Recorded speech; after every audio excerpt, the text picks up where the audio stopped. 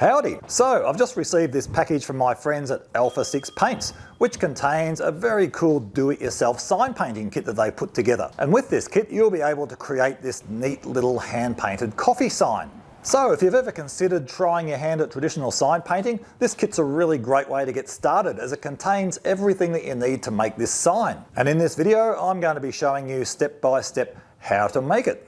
So if this looks like something that you think you wouldn't mind having a crack at, there's a link below where you can order the kit from Alpha 6 and they'll ship it right out to you. Alright, so let's get this unpacked and see what we've got. Okay, so I've got a nice sticker. You can't go wrong with a good sticker. And there's the kit itself that has the panel, the paints and the brushes. And we've got our paperwork which contains the finished colour layout along with a few basic instructions. So we can keep that handy and follow along as we're painting the sign. And we've got a full-sized template there. Now we've got some carbon paper as well. The paper that you receive in your package will actually be all white. We'll have a look at that later. Slightly different, but the same thing. And there's our full-size template that we can use to trace the lettering onto the sign. All right, so let's get this opened.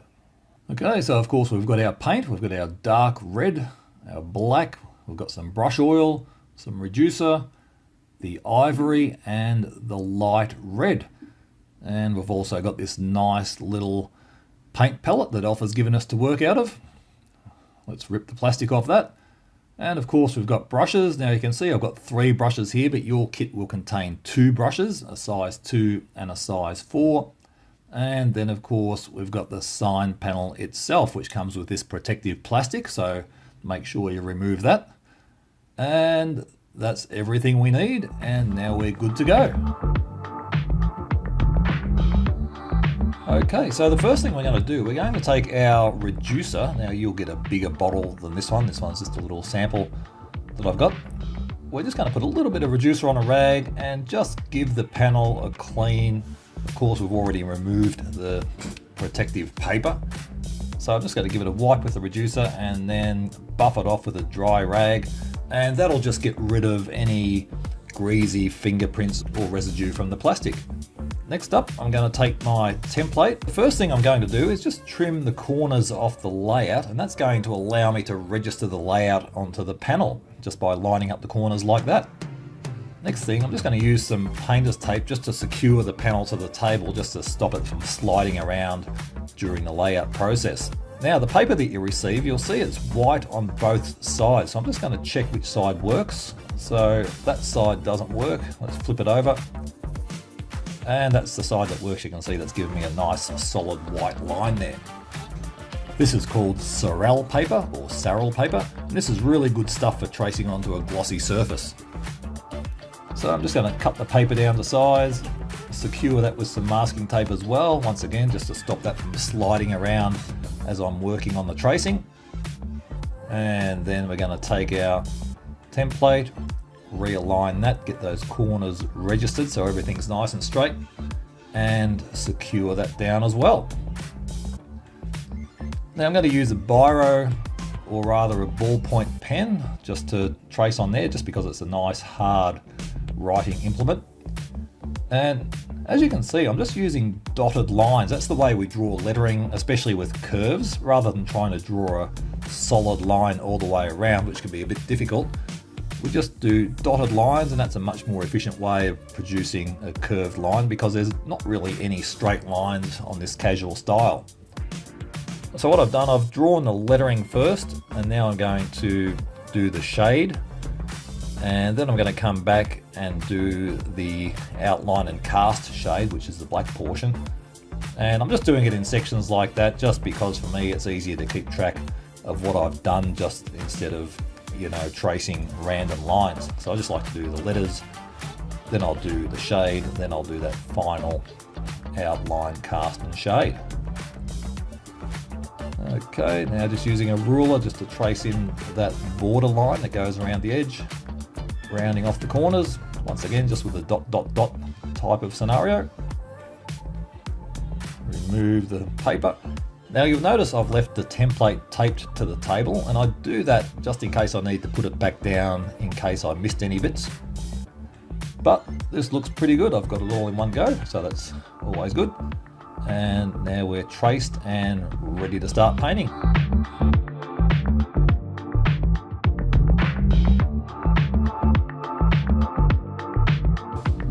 Now with your brushes, give your brushes a wash out in just some lukewarm water and some soap just to get the gum arabic out of the bristles.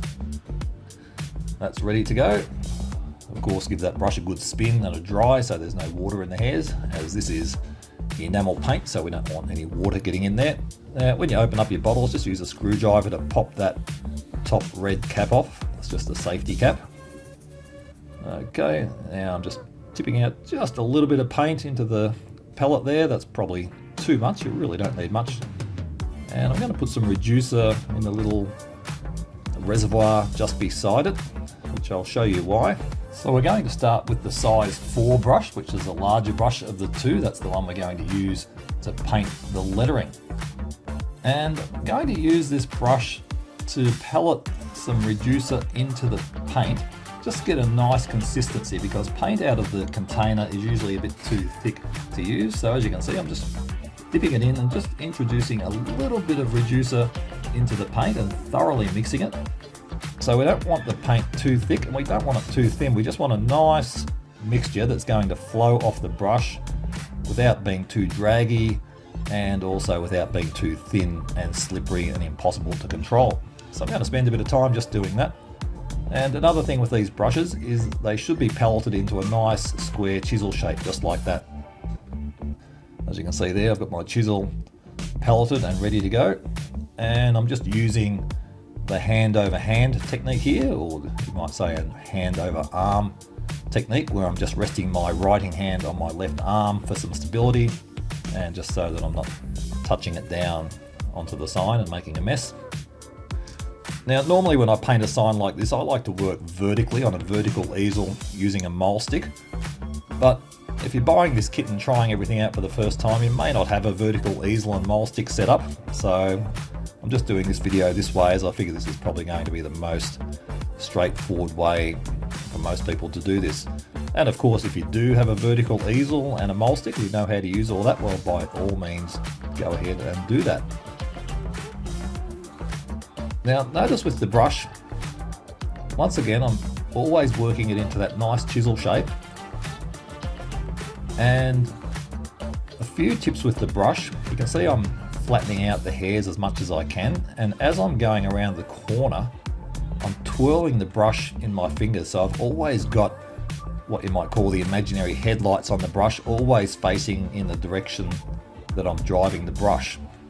Okay, so you can see there, I'm twirling the brush in my fingers as I come around, rather than just holding the brush in the one position and dragging the hairs all over the place sideways. Very important just to twirl that brush in your fingers and just keep that chisel formation always facing forward. As you can see, I'm going around there, I'm twirling the brush.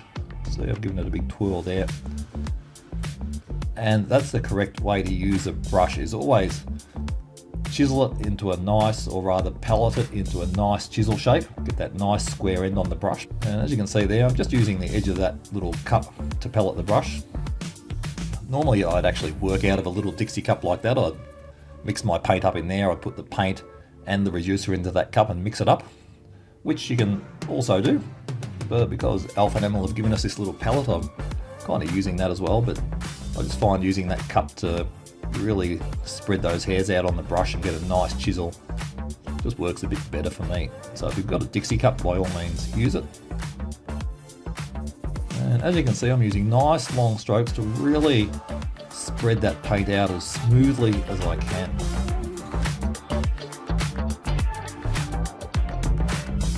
Alright, always reloading. Always make sure that your brush hairs are completely saturated with paint. That's another thing. You don't want to just have a little bit of paint on the tip of the brush like you might do with a house painting brush. With a lettering brush, we want that paint worked all the way into the ferrule of the brush. Okay, so as you can see, I'm coming around here and I'm twirling the brush. See how I'm twirling it in my fingers?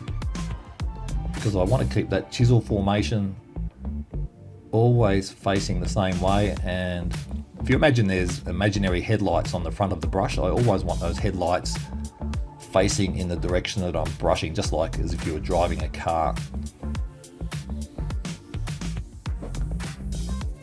Okay, now this is your first time doing this. You might find this a bit challenging. You may not be able to do it quite as quickly as what I'm doing here, but that's okay. It all takes practice. Another good tip when using the brush is keep it as perpendicular to the working surface as you can. Alright, so you want to keep that brush as close as you can to 90 degrees to the side, rather than laying the brush down flat. That can be tempting to do because it might feel a bit uncomfortable trying to spread those hairs and apply pressure to the brush while still keeping control of the hairs. But you really want to just, you'll see I'm not keeping the brush at a perfectly perpendicular angle to the sign, but fairly close, as close as I can, because what that allows me to do is just twirl the brush and direct the brush around the letter, kind of like a plotter. So you can see it's a very tight curve there, so I'm just going on the tip of the brush, a little bit of a sideways drag there on the brush just to get that really small area, or that really fine stroke painted in. And once again, a little serif on top of the letter there. Once again, this is a pretty small little fine area to paint this crossbar on the F, so I'm just going to use the tip of the brush, just gently just bring it around that curve, blend it back into the main stroke. Okay, so moving along onto the E, no need to show you two Fs. The E is basically the same thing, just with an extra stroke on the bottom. Another thing with painting lettering also, you'll notice, or maybe you've noticed as we're going through here, I don't just paint around the edge of the letter like a racetrack and then fill it in. I'm treating each section of the letter as basically a single brush stroke. So what I've just done there on the E, if I was doing a single stroke casual E, that vertical stroke would be just one thick brush stroke. And then the three crossbars, or the three horizontals, would all be obviously three extra strokes as well. Because that's the way that you'd write an E. If you were just writing a freehand single stroke alphabet, you'd do your downstroke or your vertical stroke. That'd be a single stroke of the brush, and then you just do 1, 2, 3 for the horizontals. So like I said, the idea with painting lettering, even when it's sketched out like this, is not just to paint all the way around the edge of the letter as if you were going around the racetrack. Treat each section of the letter as if it was a single stroke. So for example, the O, you'll notice I painted the left hand stroke first, and then I completed the other half of the O by doing the right hand side of the O. Rather than just painting around the outside of the O in one big circle, I just treated it as the two natural brush strokes that would normally make up that letter. Once again, just on the tip of the brush, just to do that really fine skinny stroke on the E.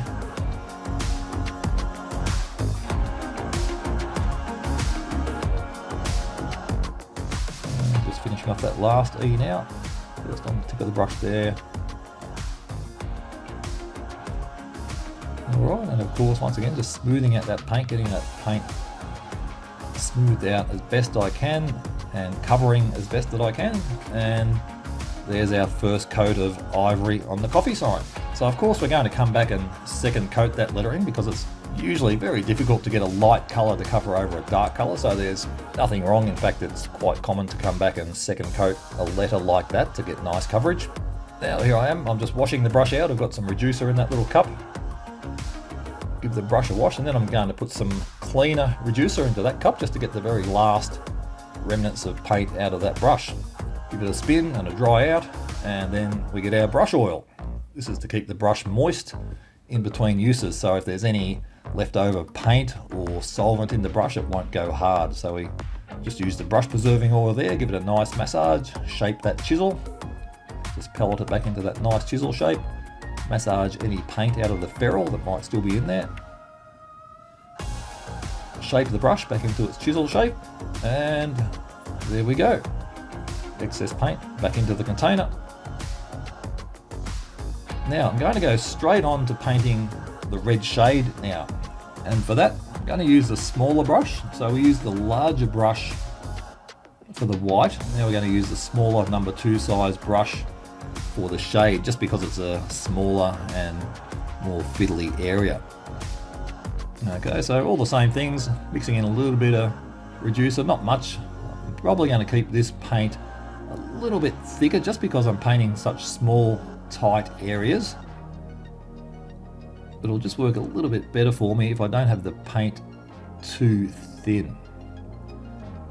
But once again, with paint consistency, just experiment a little bit with it, with how much reducer you put in, and just get a mixture that feels nice. It should flow off the brush without being too runny or hard to control. And also, you don't want it too thick and draggy. If you find you're just not getting a nice smooth stroke and the paint's just feeling thick and almost like it's half dry, then that means it's too thick. Alright, so just experiment. You don't need to put much reducer in, just enough to get a nice flow. Also, as I'm painting this shade, it may be a little bit hard to see on the screen there, but I'm not painting all the way up to the letter because the letter is still wet because I've literally just finished painting that. So I'm keeping the red just a little bit, maybe about 1 millimeter or 1/16 of an inch away from the edge of the ivory color. And I'm doing this, of course, because I don't want the two colors touching, because with that lighter color still being wet, if I was to accidentally paint into that, I wouldn't be able to wipe it off because the white or the ivory is still literally wet. It's only just been painted. So I'm just leaving a slight gap in between the red and the letter. And that little gap will be covered up with the black outline when we come back and do the final stage, which is the black outline. That'll cover up that little gap, and we can use that black outline to just tidy up any little imperfections that we're not quite happy with as well. Now you'll notice where the light red, which I'm painting now, meets the dark red, there's basically a 45-degree angle where the color finishes. When you're painting a shade, it's important to keep that angle consistent on all your lettering, because that basically represents the angle that the light's shining in on the letter, or the imaginary light source. So just with those angles where the light red finishes, where it connects with the dark red, just be conscious to keep all of those angles consistent.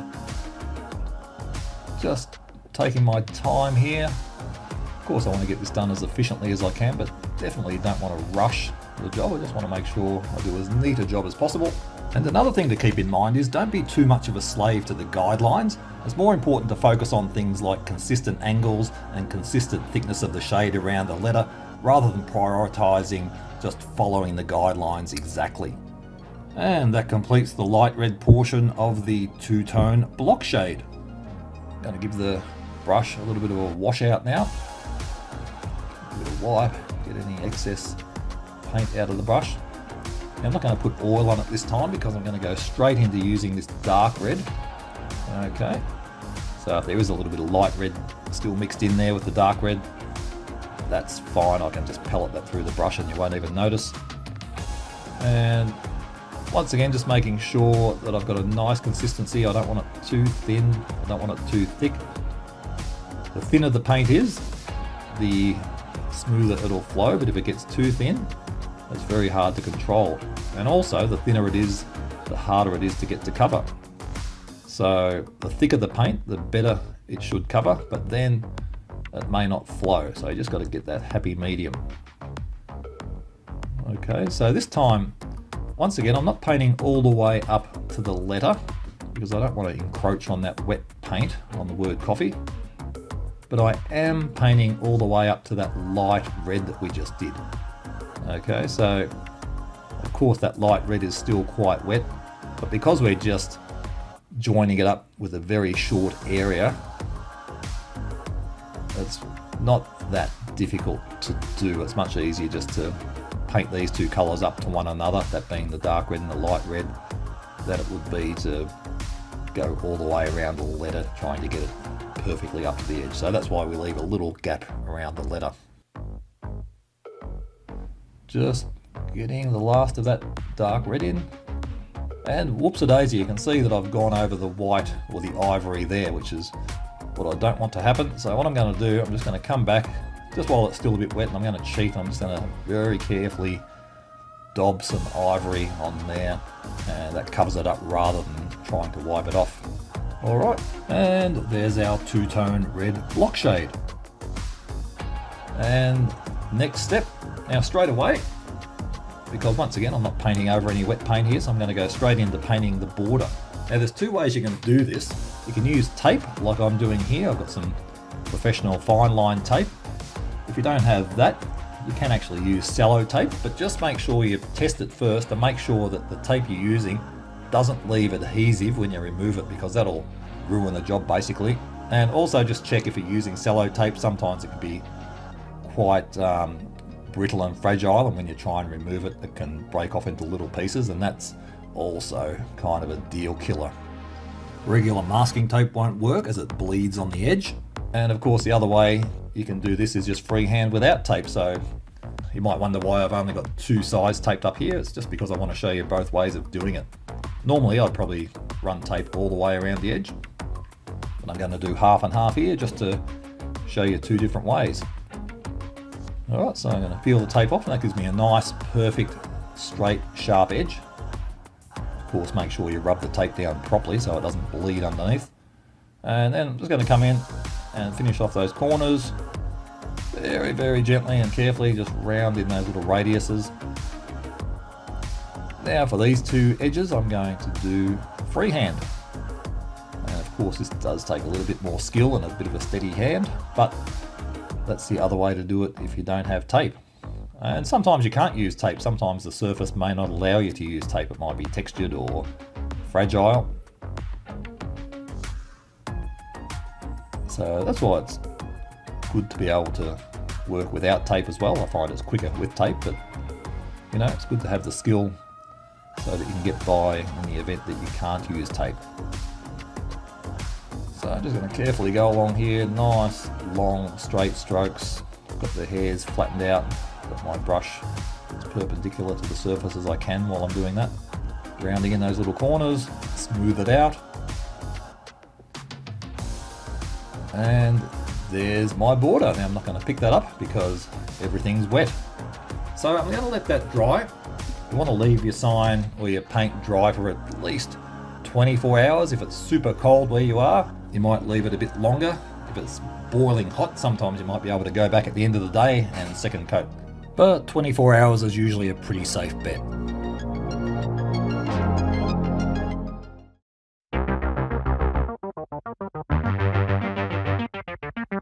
And here we are back on the job for stage 2.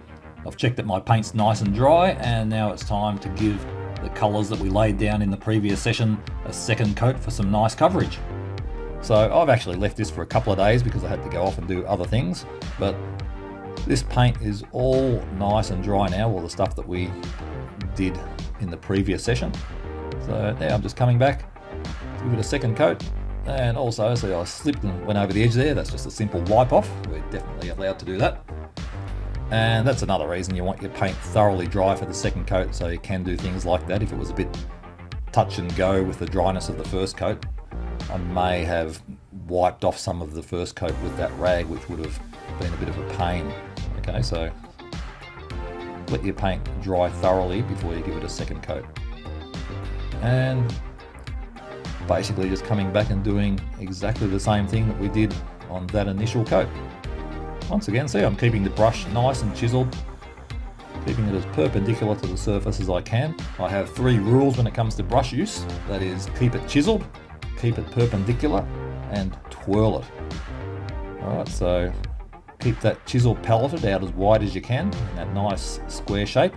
Keep the brush as perpendicular to the work surface as you can, and twirl it in your fingers as you go around those corners. As you can see around here, twirling the brush, keeping that chisel formation facing forwards all the time. And nice smooth strokes. Spread that paint, lay that paint off nice and smoothly, and get it to cover as best you can.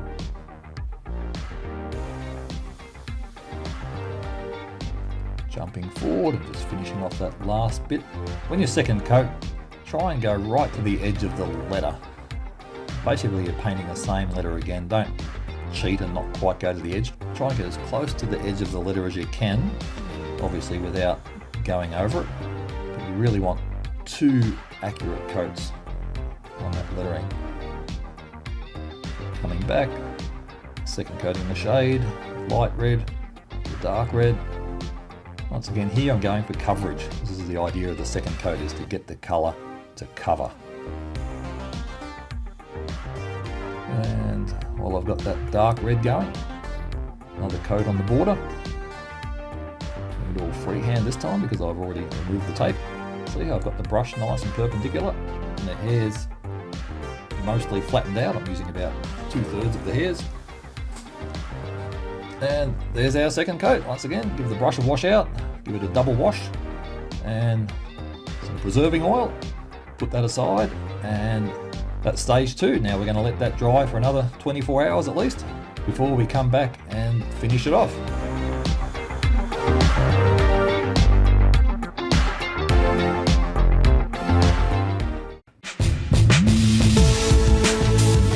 Now it's time for the final section. We've got our black enamel, once again mixed up to a nice consistency. And this will be probably the most challenging part, which it always is for me, is the outline, because we're doing a very fine line around the letter. And when we're outlining, you can see I'm just using the tip of the brush. We're using the small brush here, the number 2 size, and I'm just using the tip, but I'm still taking care to pellet that little skinny tip into a chisel. Just because it's a very fine line and we're just using the tip of the brush doesn't mean we don't keep it chiseled. Rule number 1. So we're still keeping it chiseled, we're still keeping it as perpendicular as we can, and we're still twirling it in our fingers. Well, you can see I missed the edge of the letter a little bit there, but that's okay because I'm just going to come back and give that a bit of a touch up, and that whole inside section is going to be painted black anyway, so it doesn't matter that I've gone a little bit thick with the outline on that particular piece. But for the most part, I want to keep that outline as consistent as possible all the way around. And as I mentioned earlier, this outline will fill that little gap that exists between the red shade and the letter. That's why we don't have to paint the red right up against the letter, because now we just fill that gap with the black. As I said, outlining is quite challenging, even for me. I find this the most fiddly and difficult part. So if this is the first time you've done this, or one of your first times, I just recommend just having a bit of a practice on another panel or on the wall or somewhere, just to get the feel for outlining, rather than just going straight onto the sign if you've never done it before. Just fix up some black and have a bit of a practice, get your paint consistency right, get the feel for just painting nice thin lines just using the tip of the brush, and that'll make your life a lot easier once you come to do the actual sign. Just like playing a sport, have a bit of a warm-up first and then go and do the real thing. So I'm painting a bigger area here. This cast or black cast shadow represents a shadow being cast on the wall by the sun, because our red is an imaginary 3D effect. So what we're representing here is a 3-dimensional letter, which might be a foam letter, something cut out of foam or fabricated out of aluminium, and the red is the return of that letter, or the edge you might say, and that black is the imaginary shadow that you would see on the wall if the sun was shining down from the top left hand side of that word, casting a shadow down to the right.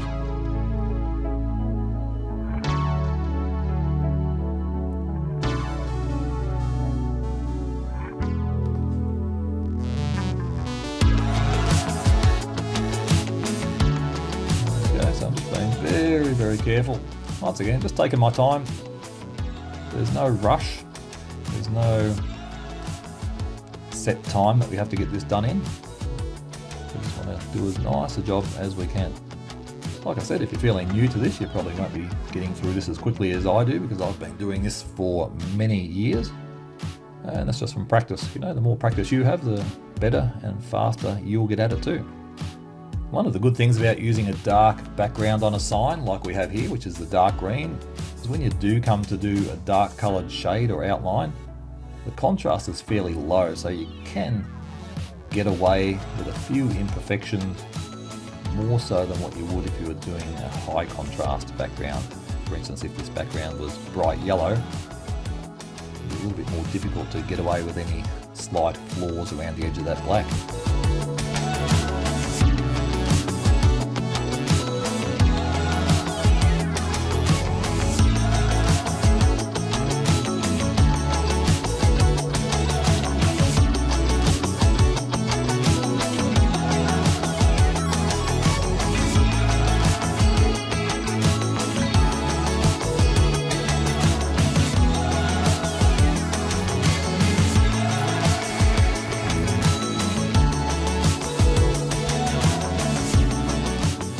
Okay, so there it is. We'll let that dry, and there's our coffee sign.